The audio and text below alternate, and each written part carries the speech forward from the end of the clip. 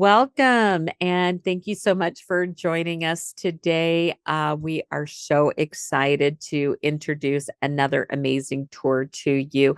My name is Wendy Fracchia. I'm with Murdock Escorted Tours, and we're so grateful that you've joined us for this recording. And we're excited to have Patrick Degn with us.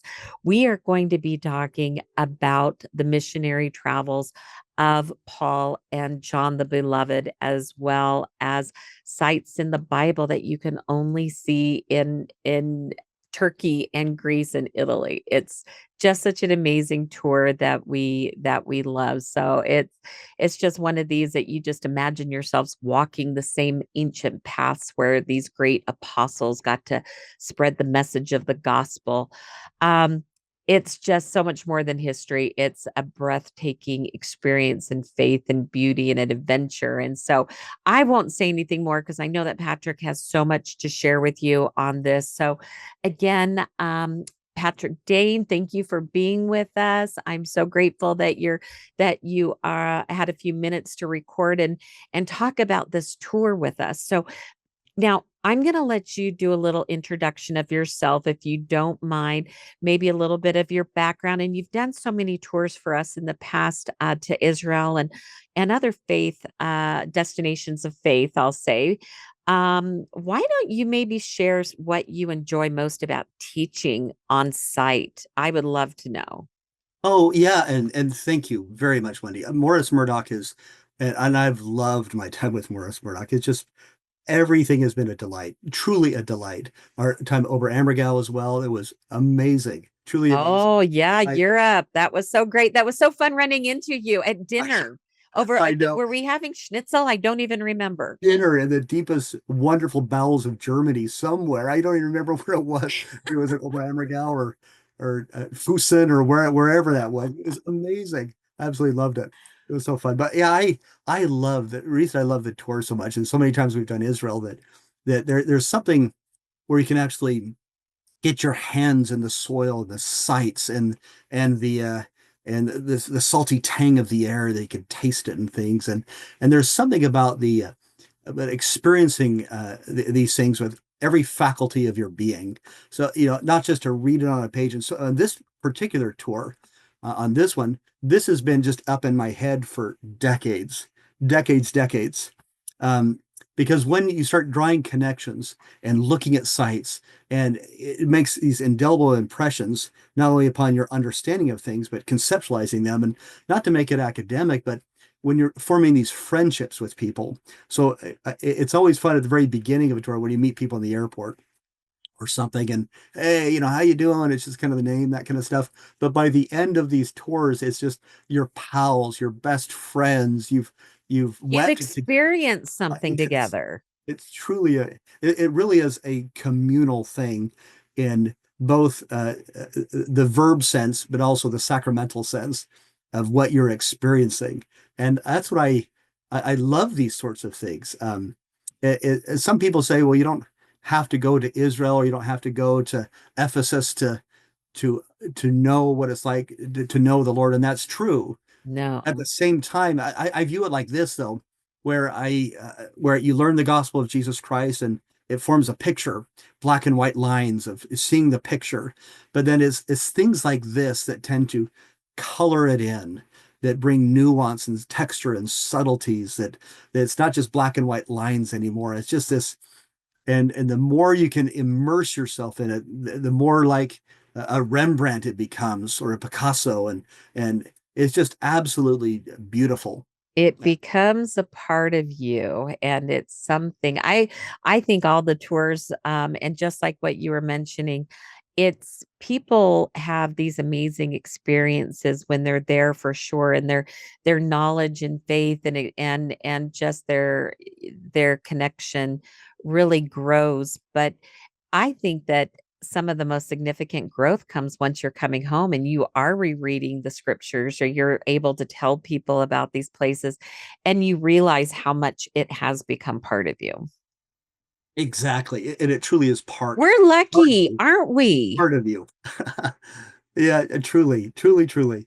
Um, on this one, And in fact, maybe just a quick anecdote. I don't mean to get this longer than it needs to be, but this one is where my heart has been my entire life, truly my entire life. Even before Israel or before anything else, I grew up with stories of Homer, um, Aesop's fables, Herodotus, reading Herodotus or Plutarch, and some Wow. of these ancient writers that are just so the idea of Greece, the Aegean Sea, Ionia, which is where all those authors came from. People know Aesop's fables. People know the great Homeric hymns of the Iliad and the Odyssey, and so there's far more than good Christian history there. This every hillock you see, looking out on the turquoise waters of the Aegean, there's the classical era of Greece and Rome and the Ottoman Turks. And you throw a rock, and you don't want to throw a rock, but anytime you throw a rock, it will hit something deeply significant and sacred and colorful and wondrous. And so I've even with my own children, before they could even identify South Carolina or Utah on a map, they knew how to tell an Ionic column or a Doric or a Corinthian. And all that is we're going to go to Ionia. Ionia is, down where Ephesus and Smyrna are very specifically. And because it has wonder, it's enchanted, it is it's mythic in the pure sense of the word. All the great myths and legends and history come right out of this piece of real estate. That I'm just imagining you playing blocks with your kids right now and explaining columns. So, you know what, Patrick? Um, just maybe a little bit about you as a professional, and then let's jump straight into your presentation. I'm excited. Oh, sure. Yeah. And occupationally, I've been part of the Seminaries Institutes for, oh, over 30 years now. Goes way back. So I love teaching. I love teaching the youth. I love teaching the young adults. Right now, I'm a coordinator in South Carolina. I love doing that. I teaching institute at Utah State just recently. I love all that. Academically here, it was just rooted in history, the classics. But that means Latin and Roman history, Greek history is what all that was. And then my graduate work was dealing with learning how Spartans actually killed each other and how they engaged in espionage during the Hellenistic era. And so all my graduate work is academically was with this piece of real estate, dealing with these people, the philosophy, the history, the background. To me, my my mind, my heart dwell here. Um, and even though I live in South Carolina right now, but my heart and mind are truly on the Aegean basin, Athens and Ionia and over to Well, the city of Rome. it is absolutely time that you get this tour and this opportunity to teach. So, let's take a look at it. Oh, sure. Yeah. Okay. So here you can see the splash screen here. This is the great library at Ephesus, very specifically. But we're going to fly in very specifically the first day, coming right from the USA all the way into Istanbul. Um, and Istanbul, very specific. I love this tour very specifically for this reason. It begins in Istanbul and ends in Rome. Now there, and those two cities are connected on many, many levels.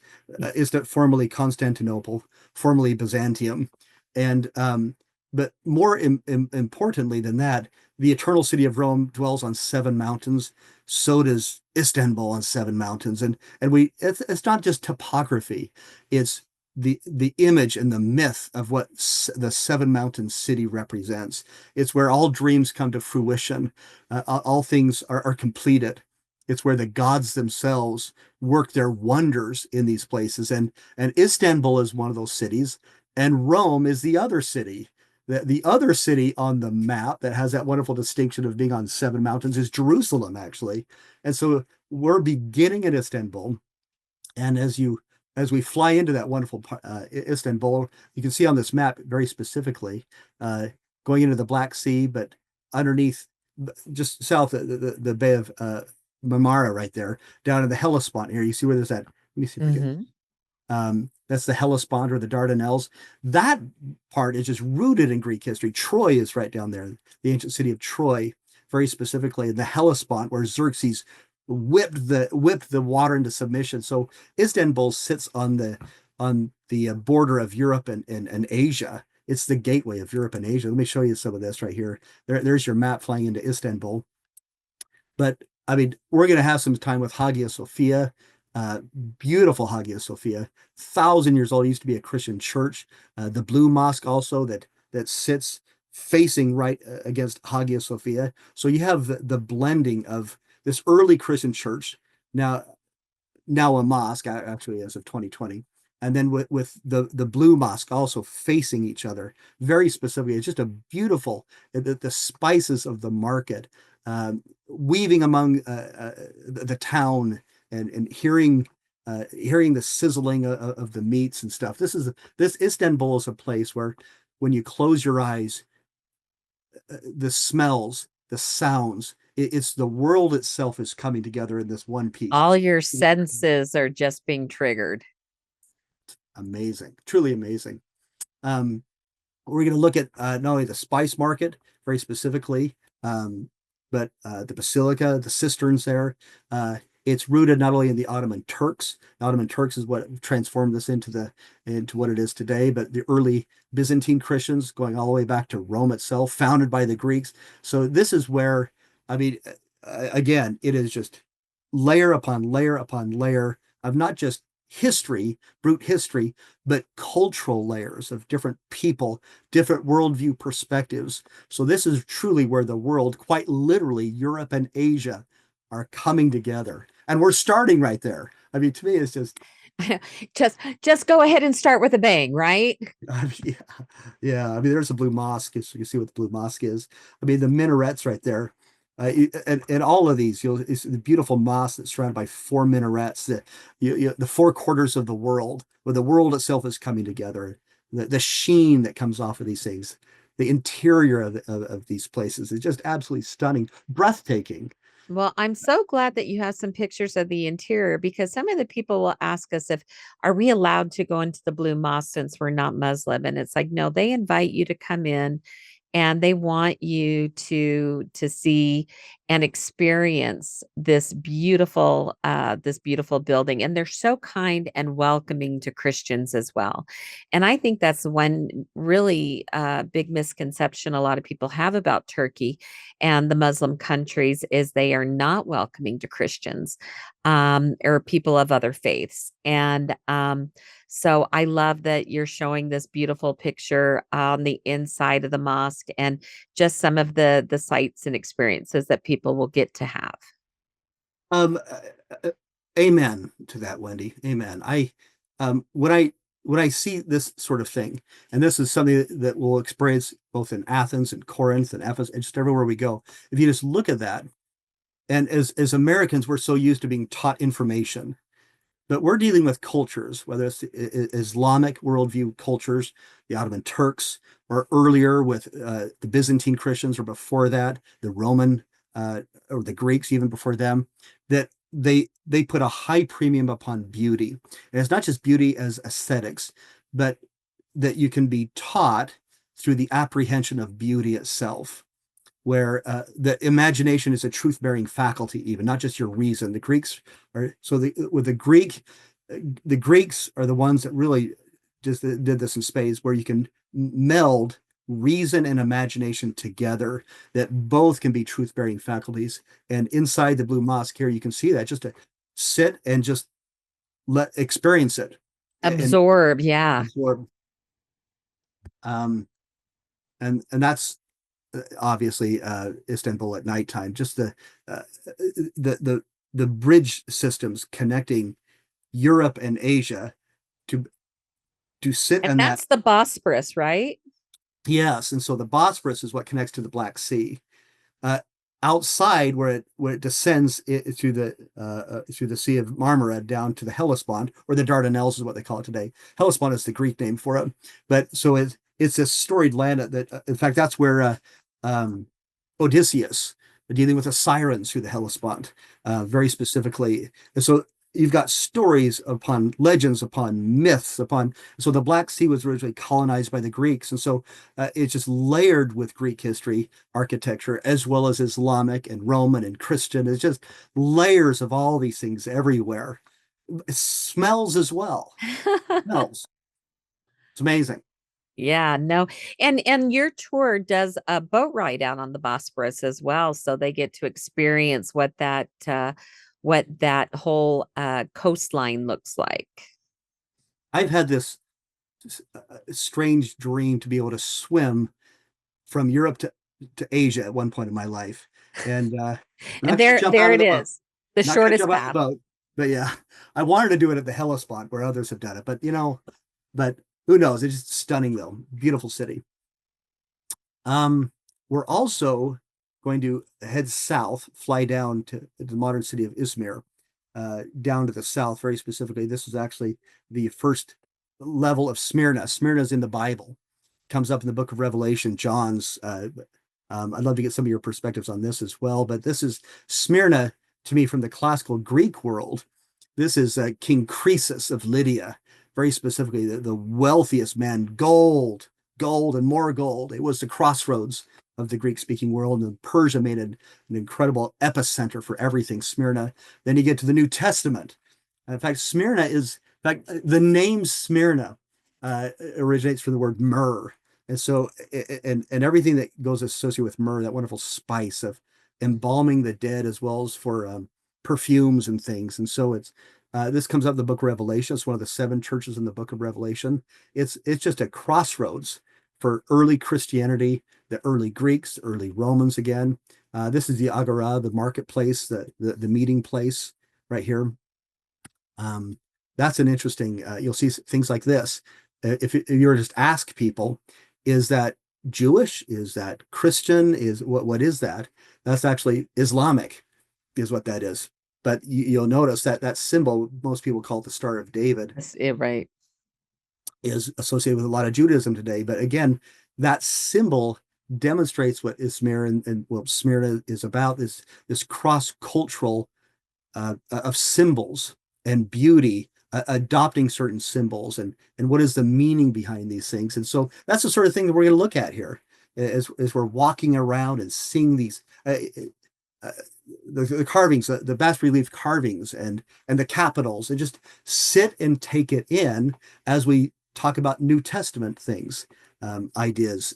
This one very specifically from Revelation, chapters 1 through 4. This is actually the second church in the book of Revelation. Ephesus is first. We're going to go to Ephesus as well. Wendy, what's your thought on Smyrna, though? You know what? I've actually never been lucky enough to go there. This is a tour that I've always wanted to do and have it explained to me uh, from somebody such as yourself who could really like tell me about revelations. I'm one of those people who get lost in the book. So and get overwhelmed in it. But I think everything about these historic sites does exactly what you said as far as connecting you to the experiences of the Bible, and then what has been preserved of the different history of the country with the different conquering fractions and things like that. And there is so much, not just religion, but historical significance. Excellent. Um, we're going to have a lot of time, and I hope to do this when we're on a bus and sitting around where we can just talk about, especially with this Smyrna being, because John very specifically uses those 7 churches in the book of Revelation. In fact, he says it multiple times: "He that hath an ear to hear, let them hear what the Spirit saith to the churches." And then he writes his book with symbol. He sent and he signified it, signified it. He used symbols, and so this church, in fact, all 7 churches tend to show us the plan of salvation in types and symbols very specifically. Smyrna being a representation of the separation we have from God in a fallen world. And there's historical connections to that. There's literary connections to that. And there's temple themes. And so what I like to do, especially for Latter-day Saints, is these 7 churches in the book of Revelation mirror the temple experience from being washed and anointed and endowed and ascending up into God's throne, which is the seventh city in the book of Revelation. So Smyrna plays a key role in this plan as Wow. well. So there's connections theologically in the book of Revelation to what we're going to be seeing historically with our eyes. It's amazing to me. It's just There's amazing. so much learning. We're going to continue off down to Ephesus as well. So Ephesus, there's your main, there's the library of Ephesus, contained at one point scrolls after scroll after scroll after scroll, rivaling even Alexandria of Egypt as well. It's the place of learning. It's one of those incredible, as you can see, the library. You can just sit outside. It's still freestanding today. You can just look up, and this is clearly a place of learning and beauty. So Ephesus, um, very specifically, this is one of the main cardos or the roads leading to the theater itself. Ephesus is all over the New Testament. One of Paul's letters. This is where Paul traveled also, where there's another picture of the library here. Here's the theater. This is Acts chapter 19. Oh, go ahead. I see you nodding your head. Go ahead, Wendy. I was going to say it's one of the most impressive Roman theaters that is still in existence to come over and be able to see this. And with this tour continuing on to Rome, it's interesting to be able to compare it to some of the other places that you see. But everything about Ephesus is just so there's so many ruins and ways to see what was experienced back then, and knowing that Paul was there at this level, the teaching and experiences that they had there, like you said, there's so many connections. Truly, as you look at that theater, but hundreds of years, 2,000 years. I mean, that can hold 25,000 people there. So And they still do concerts today there. truly remarkable. I mean, do we build things to last anymore, right? I mean, that's amazing. So, Puts us to um, shame. Acts 19, very specifically, I mean, you could read the book of Acts, and that's where it's happening. In fact, Ephesus also contained one of the seven wonders of the ancient world, according to the classicists, which is the Temple of Artemis. Many classical writers viewed that as the greatest of all the wonders, that as you sailed your boat, your Greek trireme even, it gleamed in the sun for miles and miles out to sea. It was like a light upon the sea, the Temple of Artemis. And um, but now it's no more. So Ephesus at the time of John and Paul was, by some estimates, the second largest city in the entire Roman world. It was a major hub and the seat of the Christian church. Well, it was a port city, and it's hard to vision that now being there, that the ocean came up to it because of the distance that it's receded. But I think that it is, yeah, you can kind of see it way off there in the distance. But yeah, that is why it was as big and significant as it was. True, yes. In fact, the Temple of Artemis is even further from the sea than this is. In fact, 2,000 years ago, it was even silting up during their time period. In so about the fourth, third century, when they move it from that location to this location, and then you can see how much it's silted up. Even so, it's very much inland now at this point. It's amazing. Uh, and Ephesus, without access to the sea, just dies. Yeah. Um, Something to consider, spiritually as well. Without access to a community, without access to interact with people, we tend to die. You can see that with the Dead Sea in Israel also. I mean, it's the same water that governs both, but the Galilee is thriving with life, but it has an outlet. But the Dead Sea has no outlets, and so nothing lives in it. And you can kind of see that with all these ports here. If they don't have access to the sea and community, they just die. That's what Yeah. happens. Such great insight. Um, and then we're going to fly off. In fact, down where it says Smyrna and Ephesus, there, that you see that peninsula right over it says Izmir right there. That's Ionia. That to me, you see the island of Samos there. That's to me the most storied location on so many levels. I want to share a lot of those insights and stories later, but we're going to fly over the Aegean, the legendary, mythic, historical, romantic Aegean Sea. I just, it's, I don't know if you really like it very I much. just, I'm very much questioning. it's truly amazing. It's romance in every sense of what that word is. But we're going to fly over to Athens, the seat of democracy, obviously, as we know, philosophy. There's the Acropolis with the Parthenon rising above it. But we're going to stop here in Athens, and it's something that many people have wanted to see, desires to see. But the Parthenon itself, this is we're going to go to Mars Hill, the Areopagus, known in the New Testament, where one of the seats where councils and elders would consider and debate. This is where Paul the Apostle went. This is a shot right from the part or the Acropolis, self looking back to it. So we're gonna come here. This is where Paul the Apostle stood and to the unknown God. You see that in Acts chapter 17. Um, Spend some time walking the Plaka district, very specifically, and the souvlaki, the oregano, the ouzo. Not that you want to have some of that. It's alcoholic, but it's the sensory experience of Athens, the home of Socrates, Plato, Aristotle, Aeschylus, right? The great playwrights as well, Sophocles, um, as well as Paul the Apostle, the Greeks, the seat of New Testament Christianity as well.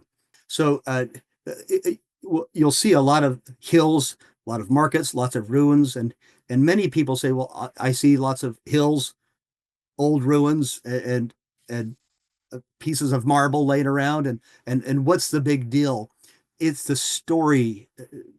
Once you know the stories, see the stories are what sets our hearts aflame, and especially when you start connecting the story to the one who is the story. And that's really what in Old English, the idea of what gospel is. It's God's story.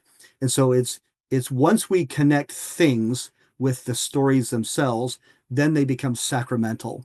And that's what we're dealing with. This is the hill of Pnyx, by the way, another hill where councils would meet and deliberate. But looking back up at the Acropolis right there from the Parthenon built during the 5th century, obviously, with Pericles. So Athens, we're going to spend a lot of time, a day in Athens exploring just so much of the history as well as the New Testament with Paul. Just a beautiful location. On our way to Corinth. So Corinth is, then we're going to get in buses and we're going to drive past Eleusis very specifically, in fact, where the Eleusinian mysteries were known. And especially if you've been through the temple, a lot of these mystery cults in ancient Greece and ancient Egypt and things, they believe that the things of God can only be communicated in a mystery. And we'll have some time to talk about those things as we go. But then we get to Corinth. Corinth is I probably should have had a map. We'll pull it up on Google Earth if you want, or Google Maps, and you see Corinth is right on this isthmus, very specifically, where Attica is to the north, where Athens is, and this little connecting piece of land. And down on the bottom is the Peloponnese, where Sparta is, Argos, and Olympia is down there on the bottom. Corinth is the thing that connects both the north to the south, very specifically, and this is historically rich. This is New Testament rich. You got First and Second Corinthians here. The letter. This is actually the Temple of Apollo you see in the foreground, but that mountain in the back is the Acro Corinth, where the cult of Aphrodite was stationed there, and that's what Paul the Apostle is writing about, dealing with some of these challenges to the Corinthian saints. But because it's this nexus of the world, of the Greek speaking world, Corinth, they have access to the East Sea, the West Sea, the Aegean Sea, the Adriatic Sea. I mean, they have access to everything. This is truly there's a Latin phrase, the axis mundi. It's a place where all of heaven meets earth, and we're seeing that with Istanbul. We're seeing that with Ephesus, Athens, and now Corinth. I mean, this is like the best of the best of the axis mundi, that's out there. I was going to say, I love that you do get to go into Corinth because there's so many cruises that leave or end in Athens and they get into Athens and see the Acropolis and Mars Hill and everything, but they never get this. Remarkable. Yeah, it's truly a remarkable place. In fact, they've got a canal, obviously. In fact, we'll go over the bridge that connects the East and the West Sea. But that canal was they started digging that canal thousands of years ago because Corinth is such a strategic location and a wonderful location, a beautiful location. Again, it's will be immersed in New Testament. history, and then we'll stop and just smell, see, stop and listen, and then just feel the dirt. Feel the dirt. There's just so much involved. Get all those senses involved. Really is.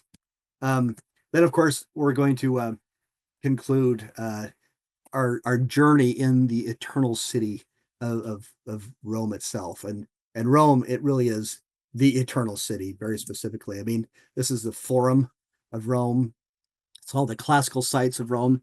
This is where uh, so much of my undergrad was spent, both with Latin as well as Roman history. Uh, my other academic writers were with the Greek side of world as well, but we'll spend some time in the Forum. This is connected to Peter, obviously, Paul, and then just countless significant individuals. In fact, let me show you some other things. This is the Arch of Titus. This is connected to Christianity and Judaism very specifically. This is in Roman history, what they would the great general who became Emperor Titus, who was the child of Vespasian. Vespasian is one who began the siege on Jerusalem in AD 66, excuse me, where he brought in the 5th, 10th, 12th, and 15th legions to siege Jerusalem. And then when there's a crisis in Rome, Vespasian came back to Rome to become emperor, but then Titus finished the siege of Jerusalem. And to mark his triumph, this arch was built, and you'll see that. And so this was erected very specifically during the reign of Titus, and you can see right there the menorah right there on the inside of the loot taken. Now, the reason why this is significant is this connects to, oops, I thought I had it. I was going to say it connects to St. Peter's. To St. Peter's Basilica. Hold on. Well, the Colosseum, we will see the Colosseum, but the funding for the building of the Colosseum came from all the loot and the money and the gold that was taken from the sack of Jerusalem and the temple itself. Very specific. That's why Titus could afford this grand spectacle that is now one of the wonders of the ancient world, the Colosseum.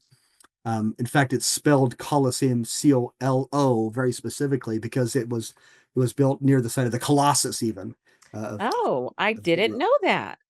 Yeah, in fact, Nero was one of those emperors that had a really thing for himself, this mighty, huge golden statue of himself, and so and then we burned Rome down, and then they built the Colosseum near where the Colossus was. That's one of the stories for where this was located, but it's still there. So you're actually seeing history etched in stone, 2,000 years old, that has a direct correlation to the Bible itself, where Jesus even talks about the abomination of desolation, Matthew 24.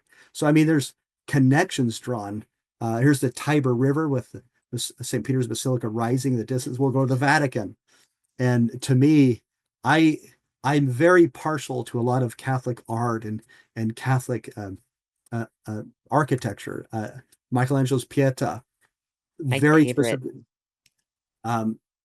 To me, is something that we love things. To borrow a phrase from C.S. Lewis, we love things that break our hearts in beauty, and to me, so much of life is finding those things that break my heart in beauty, because beauty is, to me, what attracted me to the gospel of Jesus Christ first. It caused me to reflect. There's got to be something more here than just simply information, and you'll see these wondrous works in Rome and in Athens and in Ephesus. It's just stunning. And then, of course, we're going to conclude. That needs no introduction for LDS people. Yeah, that what an amazing building and visitor center and property that this is. Of course, we'll also we'll cast a coin over our shoulder at the Trevi Fountain. There's a few other places we'll go, depending, which shoulder and how many coins, depending on what you want, because there's different traditions there. But we're going to see all the great sites. Walk through the smaller alleyways of Rome itself, and go get some Italian ice, and just hand in hand with whom you love, and just spend some time hearing the sounds and interacting with those at market. And then, of course, we'll conclude with the temple itself. A fitting way to conclude a tour like this. To me, it's truly fitting. No, I think for sure Rome is one of my favorite places in all of Europe, and I've been there several times. I think again the way there's so much history in the streets. It's an easy place. It's comfortable.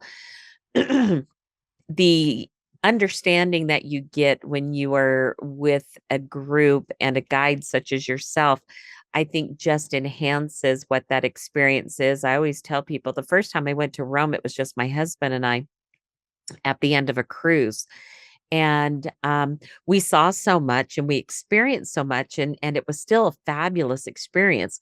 But it wasn't until I came home and somebody and looked at a picture and they go, "Oh, you were next to this." And I'm like, "Oh, I was? I had no clue I was next to something so significant."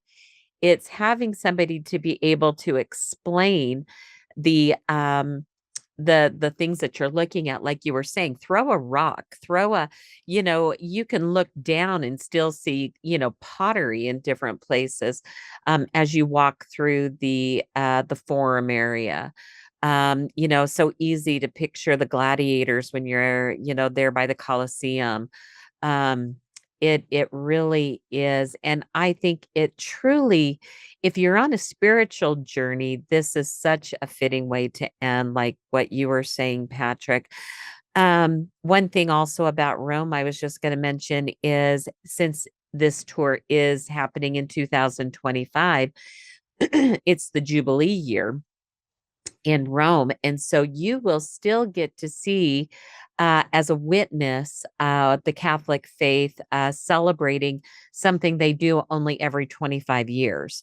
And so going to the Vatican, it will be hugely significant and a great experience. So I love all the places that you outlined on this tour. I think that you've done a fabulous job of showing why this is somebody who loves to learn and experience the Holy Lands. Somebody said, I was trying to find one of these tours in Europe on your Europe tab on our website at mmetours.com. And it's like, well, it's there, but you can also find it under the Holy Lands, because Turkey, Greece, and Italy, Rome, these are also Holy Lands. These are the places of the Bible, just like you outlined so well. And Patrick, again, I just really appreciate.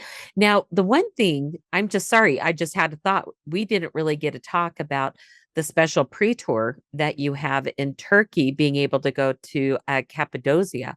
And I don't know if you had a picture or if you want to just mention what that opportunity is. Yeah, in fact, uh, uh, yeah, that is an incredible opportunity both for adventure as well as rooting yourself into the New Testament itself. Uh, Cappadocia or Cappadocia was eastern part of Turkey, was a region in Turkey where early Christians fled persecution, but more importantly, it's the underground city of Kemakla, very specifically, where chimneys are rising, stone chimneys, layer upon layer, underground cave dwellings, secure, protecting people from the outside world. And so we'll have the opportunity of actually going off into this beautiful area that the Valley of Imagination itself. It's called the Valley of Imagination, where you can see the natural formations that resemble animals and human figures and stuff. And of course, early Christians liken these ideas, melded mythological figures with Christians. And so, consequently, on day number 3, if you want to come on that pre-tour, we're going to take a balloon ride at dawn. I mean, truly amazing here, rising above it, where you can actually look down from a quite literally a bird's eye perspective at the Valley of Imagination and seeing this landscape at the golden era, is what the Jews would call the time of the morning prayers, to see where the earth itself is is giving glory back to God by casting beautiful light mixed with shadows with these rock chimneys and things, but we will see it from a bird's eye perspective on hot air balloons. And in hot air balloons, of all things. I know. Like, I went to Turkey and I got in a hot air balloon. So no, it really is a highlight. And there's so many highlights on the tour. It's going to be one of those that is just like when it was, putting it together, it's like, well, how do you not do this, or how do you not do this? You have to be able to have this. So I really appreciate your time, your presentation.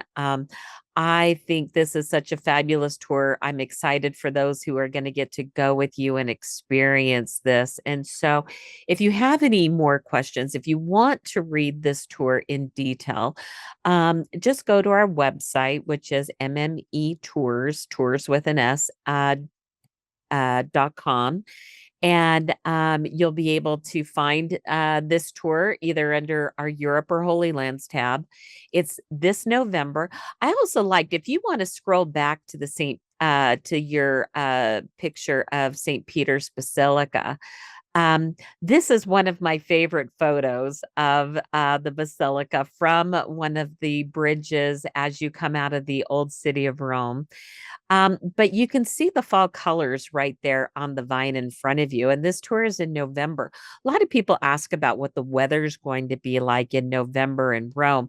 I think this picture right now could have easily been taken the first week in Rome, because this is the about the fall colors, the experience. It's going to be on the cooler side, but it is still going to be a brilliant time. The other thing I like about being there in November is you are not in the main tourist time. And so it is not going to be so overwhelming when you are at the places like Trevi Fountain, even though it is a Jubilee year. The main tourist sites are not going to be as insane, and I will use that word for this year, as it will be in the spring and summertime. So wonderful time to be there. And I hope that you all get to experience this tour with Patrick, and you got just an amazing experience ahead of you. So again, Patrick, thank you for your time. Thank you for watching, and we're excited to have you travel with us. So have a great day. Thank you. Thank you. Thank you. Okay.